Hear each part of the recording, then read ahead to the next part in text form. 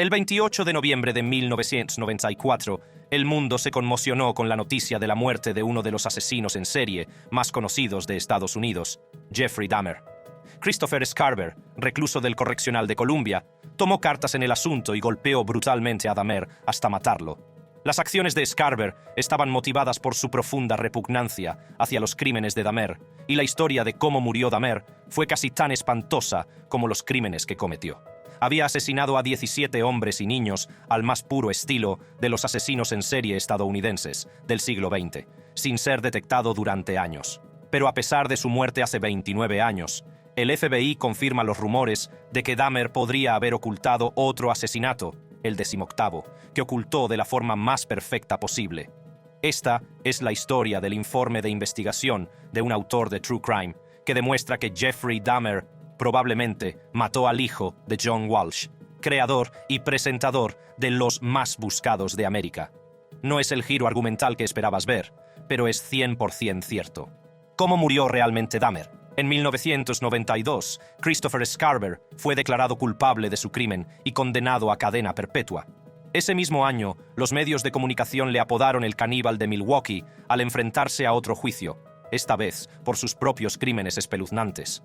Scarver fue declarado culpable y condenado a 15 cadenas perpetuas, lo que consolidó aún más su lugar entre los muros del sistema penitenciario. Aunque los crímenes de Scarver fueron sin duda horribles, palidecieron en comparación con las atrocidades cometidas por Jeffrey Dahmer.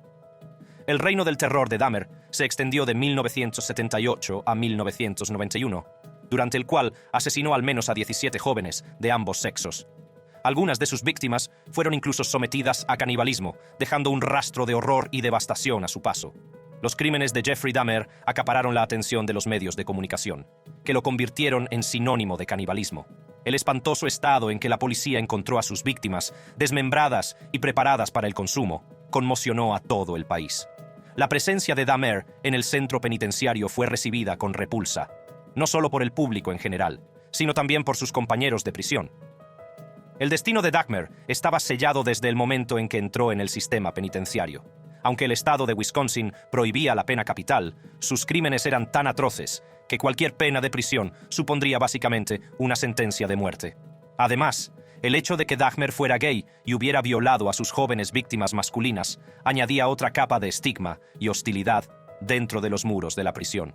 Al principio, Dahmer pasó su primer año en el Correccional de Columbia en régimen de aislamiento, con su consentimiento. Esta decisión se tomó para minimizar su impacto sobre los demás reclusos, reconociendo el peligro potencial que representaba. Sin embargo, tras un año de aislamiento, Dahmer se inquietó y decidió incorporarse a la vida carcelaria. Según Scarver, Dahmer no mostró signos de remordimiento por sus actos. De hecho, parecía disfrutar burlándose de sus compañeros. Scarver afirma que Dahmer utilizaba la comida y el ketchup de la prisión para reproducir miembros amputados y ensangrentados, una macabra exhibición que no hacía sino avivar la ira y la repugnancia de quienes le rodeaban. La vida en prisión no estuvo exenta de peligros para Dahmer. Se vio envuelto en varios enfrentamientos acalorados con otros reclusos. Un incidente notable fue el de un compañero llamado Osvaldo Durruti, que intentó degollar a Dahmer con una navaja delante de los guardias. Aunque Dahmer no sufrió lesiones graves, estaba claro que su presencia era una fuente de tensión y animadversión entre la población reclusa. Sin embargo, fue el 28 de noviembre de 1994 cuando las tensiones latentes entre Dahmer y Scarver alcanzaron su punto de ebullición. Los acontecimientos de ese día cambiarían para siempre la historia de la vida de Dahmer y su muerte final. Aquel fatídico día, 28 de noviembre de 1994, se preparó el escenario para un enfrentamiento que alteraría para siempre el curso de la historia entre los muros de la institución correccional de Columbia. Christopher Scarver, Jeffrey Dahmer y Jesse Anderson, 3 reclusos encargados de limpiar el gimnasio de la prisión, se encontraron en una situación que se convertiría en una tragedia espeluznante. Mientras Scarver, Dahmer y Anderson realizaban sus tareas de limpieza, la tensión empezó a aumentar. El ambiente estaba cargado de malestar, alimentado por la animosidad subyacente que Scarver albergaba hacia Dahmer. Fue durante esta tarea mundana cuando un incidente, aparentemente inocuo, sirvió de catalizador para los violentos acontecimientos que pronto se desencadenarían. Dahmer o Anderson tal vez inconscientes del polvorín de emociones que se estaba gestando en Scarver, le dieron un puñetazo en la espalda. La acción fue seguida de una risita, una muestra insensible de desprecio que llevó a Scarver al límite. En ese momento, la profunda repugnancia de Scarver por los crímenes de Dahmer se fundió con la rabia contenida que arrastraba desde su propio pasado turbulento. Aprovechando la oportunidad, los ojos de Scarver se posaron en una barra metálica de 20 pulgadas, una pieza del equipo de ejercicios del gimnasio. Sin guardias que pudieran intervenir, Scarver desató su furia contra Dahmer, golpeándole 2 veces en la cabeza con la barra de metal y aplastándole sin piedad contra la pared. En un sorprendente giro de los acontecimientos, Dahmer no se defendió. En lugar de ello, pareció aceptar su destino, quizá reconociendo que la justicia le había alcanzado por fin. Los golpes de Scarver fueron implacables, alimentados por una mezcla de rabia, asco y el deseo de librar al mundo de un monstruo. El brutal asalto dejó a Dahmer maltrecho y apenas aferrado a la vida. Pero el ataque de Scarver no terminó con Dahmer. En un arrebato de ira incontrolable, dirigió su atención hacia Jesse Anderson, el otro recluso, presente durante el enfrentamiento. La furia de Scarver no tuvo límites y desató un torrente de violencia sobre Anderson, acabando con su vida de forma trágica y brutal. Las secuelas del enfrentamiento fueron una escena de horror y caos. Dahmer, que aún se aferraba a la vida, fue descubierto por el personal de la prisión y trasladado al hospital. Sin embargo, sus heridas eran demasiado graves y pronto fue declarado muerto. Se determinó que la causa de la muerte de Dahmer fue un traumatismo por objeto contundente, provocado con una fuerza brutal por Scarver. Tras el ataque, se cuestionaron los motivos de Scarver. Aunque Scarver afirmó que Dios le había ordenado llevar a cabo el ataque, algunos especularon con que su verdadera motivación se debía a que Dahmer había atacado sobre todo a víctimas negras. Sin embargo, los funcionarios de prisiones sostuvieron que no había pruebas que apoyaran la afirmación de que los asesinatos tenían una motivación racial. Lo que quedó claro, sin embargo, fue la profunda ira de Scarver ante la falta de remordimiento de Dahmer por sus crímenes. Scarver expresó su frustración afirmando: «Algunas personas que están en prisión se arrepienten, pero él no era una de ellas». Las acciones de Scarver estaban impulsadas por un deseo de justicia, una necesidad de asegurarse de que Dahmer se enfrentara a las consecuencias de sus atroces actos. Tras el asesinato de Jeffrey Dahmer, Christopher Scarver fue condenado a otras 2 cadenas perpetuas, lo que consolidó aún más su lugar en el sistema penitenciario.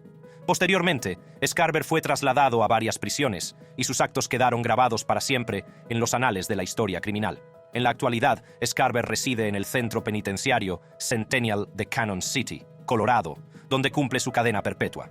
En retrospectiva, parecía casi inevitable que la estancia de Dahmer en prisión estuviera plagada de peligros. Sus crímenes le habían convertido en un paria, no solo para el público en general, sino también para sus compañeros de prisión.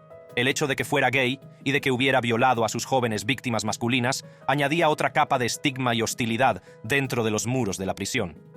Durante su primer año en la Columbia Correctional Institution, Dahmer había optado por permanecer en régimen de aislamiento, reconociendo el peligro potencial que suponía para los demás. Sin embargo, su inquietud y su deseo de arrepentimiento le llevaron a abandonar el aislamiento e incorporarse a la vida carcelaria. Scarver, el hombre que finalmente acabaría con la vida de Dahmer, afirmó que el caníbal no mostraba signos de arrepentimiento. En lugar de ello, se burlaba de sus compañeros de prisión, utilizando comida de la cárcel y ketchup para reproducir miembros amputados ensangrentados. La falta de remordimientos de Dahmer y la naturaleza de sus crímenes provocaron varios enfrentamientos acalorados con otros presos. Uno de esos incidentes fue el de Osvaldo Durruti, un preso que intentó degollar a Dahmer con una navaja delante de los guardias. Aunque Dahmer no sufrió lesiones graves, estaba claro que su presencia era una fuente de tensión y animadversión entre la población reclusa. Pero verás, esto es lo que pasa con alguien como Dahmer muerto. Se ha ido para siempre. Esto es increíblemente obvio, pero lo siguiente que voy a decirles podría hacerles desear que estuviera vivo para dar su propio testimonio. Lo sé, es una locura. El gran secreto. En un impactante giro de los acontecimientos, han aparecido nuevas pruebas en la investigación del secuestro y asesinato de Adam Walsh, de 6 años y medio, hijo del creador de Los Más Buscados de América, John Walsh. Aunque oficialmente el caso sigue sin resolverse, Arthur J. Harris, autor de novelas policíacas, ha dedicado los últimos 11 años a llevar a cabo su propia investigación, y sus hallazgos han arrojado luz sobre una posible conexión con uno de los asesinos en serie más famosos de la historia, Jeffrey Dahmer.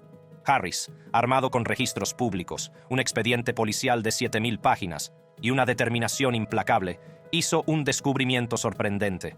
El día que Adam desapareció del centro comercial de Florida en 1981, 2 testigos se pusieron en contacto con la policía por separado para informar de que un hombre rubio, delgado y desaliñado se comportaba de forma extraña en el centro comercial. Sorprendentemente, uno de los testigos afirmó incluso haber visto al hombre seguir a Adam hasta el departamento de juguetes, el último lugar donde se vio al joven. Aunque no hay constancia oficial de las declaraciones de estos testigos, el hecho de que se presentaran en su momento no es discutido por la policía. El 24 de julio de 1991, Jeffrey Dahmer fue detenido en Wisconsin por el asesinato de 16 personas, separados por 600 millas. Ambos testigos abrieron sus periódicos matutinos, vieron la foto de Dahmer e inmediatamente lo reconocieron como el hombre que habían visto en el centro comercial 10 años antes. Abrumados por la escalofriante sorpresa, se pusieron en contacto con el Departamento de Policía de Hollywood para informar de su sorprendente revelación. En 1992, la policía de Florida dio el extraordinario paso de entrevistar a Dahmer, quien negó vehementemente cualquier implicación en el asesinato de Adam Walsh. Sin embargo, un antiguo agente del FBI ha revelado que Dahmer insinuó en privado su culpabilidad en el crimen. Discutiremos esta interacción particular en un minuto. Las implicaciones de estos descubrimientos son asombrosas. ¿Podría uno de los asesinos más infames de todos los tiempos ser responsable de la trágica muerte de Adam Walsh?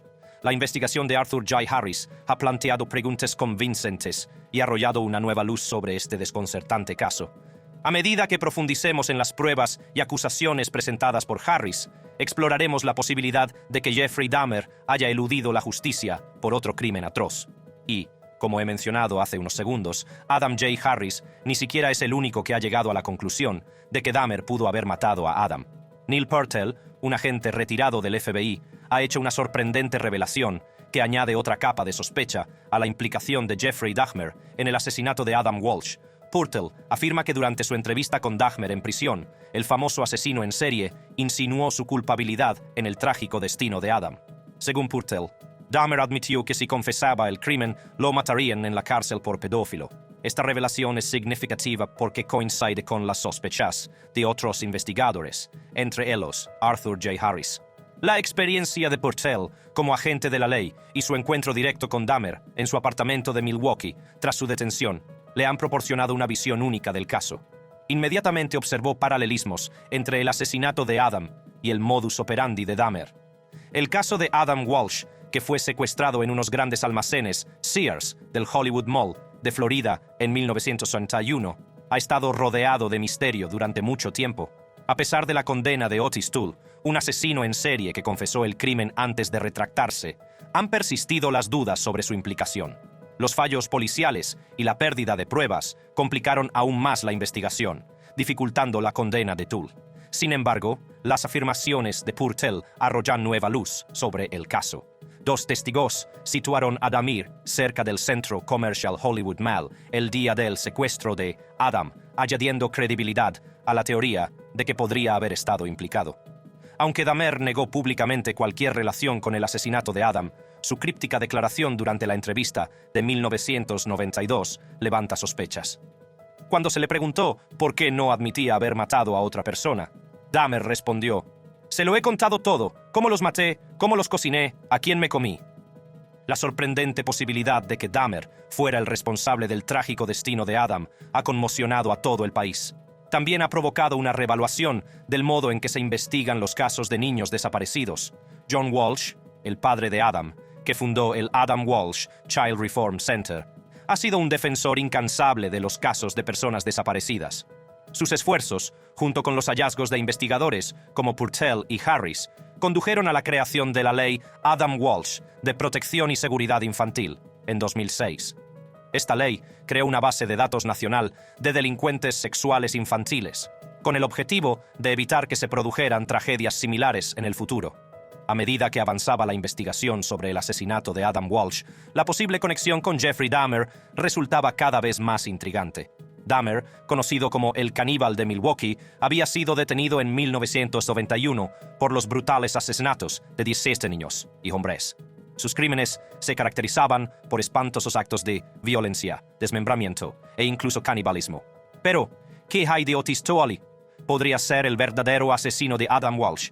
Veamos más de cerca las pruebas y las creencias de dos hombres, Arthur J. Harris y Neil Purtell, que creen firmemente que Toole fue el responsable del trágico destino de Adam.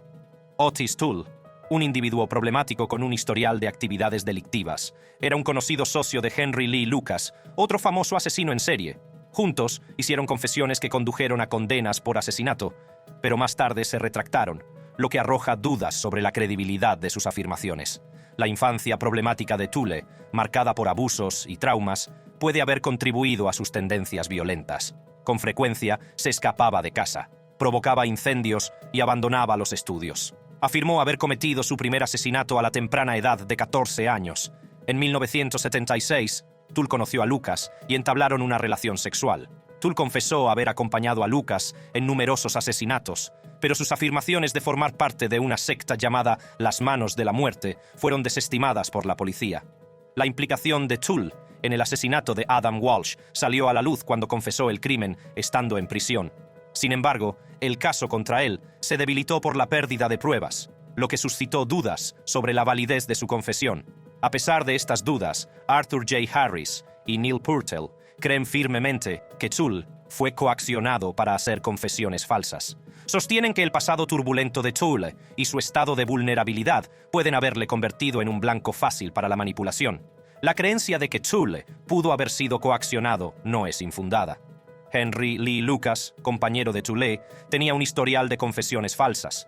Esto plantea dudas sobre la fiabilidad de sus declaraciones y sobre si alguno de los dos era un auténtico asesino en serie.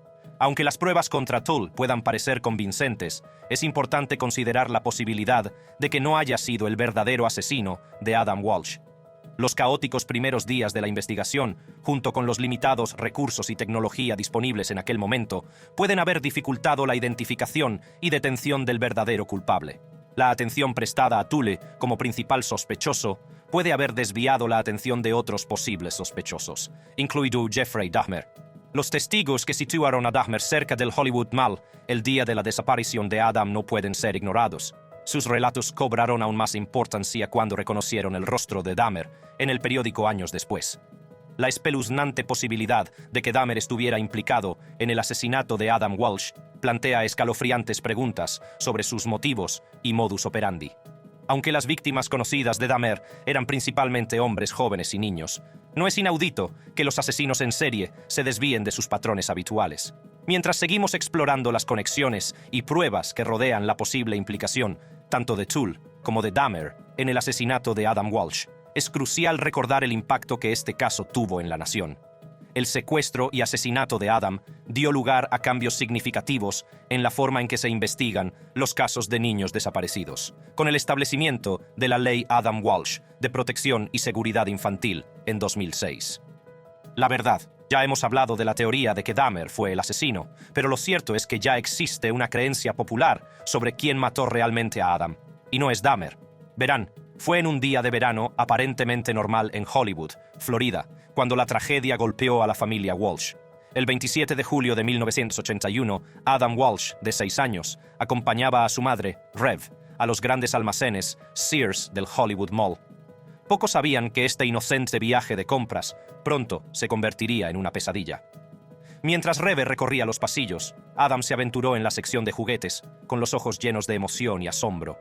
Fue allí, en medio de la bulliciosa tienda, donde el mal acechaba en las sombras, esperando la oportunidad perfecta. Sin que Adam y su madre lo supieran, una figura siniestra había estado observando todos sus movimientos. Otis Toole, un asesino en serie convicto, había puesto sus ojos en el joven. Con una determinación escalofriante, Toole aprovechó el momento en que Adam se perdía momentáneamente de vista. En cuestión de segundos, Toole arrebató a Adam de la seguridad de los ojos vigilantes de su madre. El pánico y el caos se desataron, mientras Reve buscaba frenéticamente a su hijo, con el corazón palpitándole de miedo. La tienda se convirtió en un torbellino de confusión cuando empleados y compradores se unieron a la desesperada búsqueda de Adam. Pero cuando los minutos se convirtieron en horas angustiosas, se dio cuenta de que Adam había sido secuestrado, robado del abrazo de su familia. La noticia del secuestro de Adam se extendió como un reguero de pólvora, conmocionando a todo el país. La peor pesadilla de la familia Walsh se había convertido en una escalofriante realidad. John y Reve Walsh, desolados por la pérdida de su precioso hijo, se negaron a sucumbir a la desesperación. Canalizaron su angustia en una implacable búsqueda de justicia, jurando hacer lo que fuera necesario para traer a Adam a casa. A través de entrevistas llenas de lágrimas y llamamientos públicos, John y Rev suplicaron cualquier información que pudiera conducir al regreso de Adam sano y salvo. Su inquebrantable determinación conmovió a millones de personas y el país se unió a ellos en su búsqueda de respuestas. La comunidad también se unió en un esfuerzo colectivo por encontrar a Adam.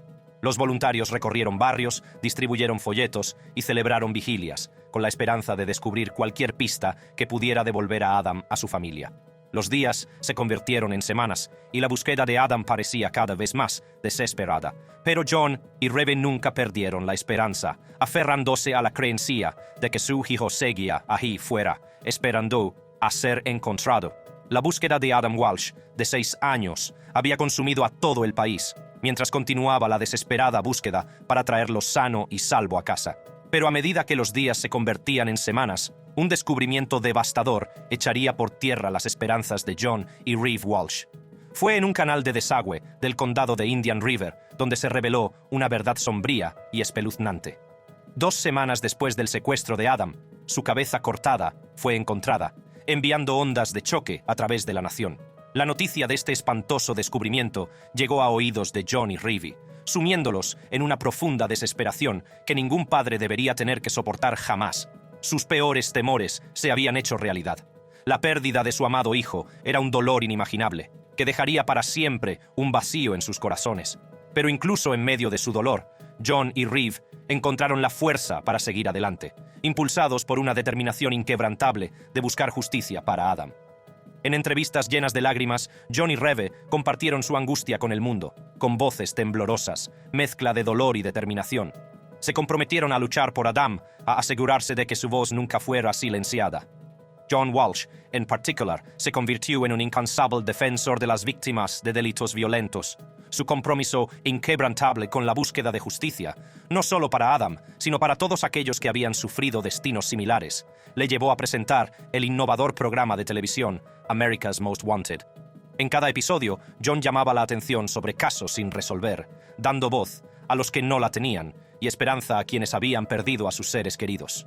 Su dedicación a la causa inspiraría a una nación y allanaría el camino para cambios significativos en la lucha contra la delincuencia. A medida que se desarrollaba la investigación, la atención se centró en Otis Toole, un asesino en serie convicto con un largo historial de crímenes violentos. Toole tuvo una educación problemática, marcada por los malos tratos y el abandono. Tenía fama de vagabundo, de ir de un lugar a otro, dejando un rastro de destrucción a su paso. La conexión de Toole con el asesinato de Adam salió a la luz cuando confesó el crimen mientras estaba bajo custodia policial por cargos no relacionados. Según su confesión, Toole atrajo a Adam a su coche con promesas de caramelos y juguetes. Después, llevó al niño a un lugar apartado, donde lo mató brutalmente. La confesión de Toole conmocionó a la comunidad y trajo un rayo de esperanza de que se hiciera justicia. Sin embargo, el camino hacia la resolución no fue nada sencillo. A pesar de la confesión de Toole, el caso se enfrentaba a numerosos problemas. La pérdida de pruebas y la falta de pruebas concretas que relacionaran a Toole con el crimen pusieron en duda la validez de su confesión. La policía y la familia Walsh tuvieron que lidiar con la incertidumbre de si la confesión de Toole era auténtica o una mera estratagema para llamar la atención. Para complicar aún más el caso, Toole se retractó más tarde de su confesión, enturbiando aún más las cosas. Este giro de los acontecimientos hizo que los investigadores y el público se cuestionaran la veracidad de las afirmaciones de Toole. ¿Era realmente responsable del asesinato de Adam o buscaba notoriedad? La falta de pruebas concretas y la confesión retractada crearon un frustrante obstáculo para la policía y la familia Walsh. El caso seguía sin resolverse, dejando un vacío en su búsqueda de justicia. A pesar de sus esfuerzos, la verdad parecía estar fuera de su alcance. En 1996, Otis Toole falleció en prisión, llevándose a la tumba cualquier posible respuesta. Su muerte marcó el final de un capítulo del caso Adam Walsh, pero no supuso el cierre que la familia Walsh y la opinión pública buscaban desesperadamente. A lo largo de los años, el caso ha permanecido cerrado, sin que hayan aparecido nuevas pruebas desde 2008. El misterio que rodea el asesinato de Adam sigue atormentando a los implicados y a todo el país. La búsqueda de justicia y de una solución para Adam Walsh sigue siendo una batalla constante. El caso, sin resolver durante años, acabaría en manos de un hombre, el jefe de policía de Hollywood, Rick Stone. Hoy nos adentramos en la exhaustiva revisión de este caso por parte de Rick Stone, un hombre cuya incansable búsqueda de justicia puso fin a un caso que atormentaba a una nación. Exploraremos la meticulosa investigación de Stone, su razonamiento paso a paso y su inquebrantable convicción de que el asesino en serie convicto Otis Toole era el verdadero culpable de este atroz crimen. Stone se hizo cargo del caso sin resolver de Adam Walsh, revisando meticulosamente los archivos del caso, las pruebas y los testimonios que se habían recogido a lo largo de los años. Su objetivo: poner fin a un caso que había atormentado al país durante décadas. La investigación de Stone fue metódica, su enfoque analítico. Diseccionó cada prueba, cada testimonio, cada pista. Pronto se centró en un individuo, Otis Toole. A pesar de que Toole se retractó de su confesión, Stone estaba convencido de que él era el verdadero culpable. ¿Pero por qué? ¿Qué le llevó a esa conclusión? Diseccionó cada detalle, cada inconsistencia, cada prueba. Entre el mar de información, ciertas piezas destacaron para Stone. Eran las piezas que, en su mente, apuntaban inequívocamente a Toole. La confesión retractada de Toole estaba plagada de incoherencias. Stone las identificó, diseccionándolas con un peine de dientes finos. Su análisis de la conducta de Toole, sus patrones y sus crímenes pasados pintaron un cuadro difícil de ignorar. Estas piezas, cuando se juntaron, formaron una imagen que era innegable. Toole era el asesino. Pero si sigues teniendo tanta curiosidad como yo, significa que probablemente eres un fanático de buscar la verdad como un detective. Y este vídeo en tu pantalla es exactamente lo que necesitas para satisfacer esa curiosidad. Dale al botón y nos vemos allí.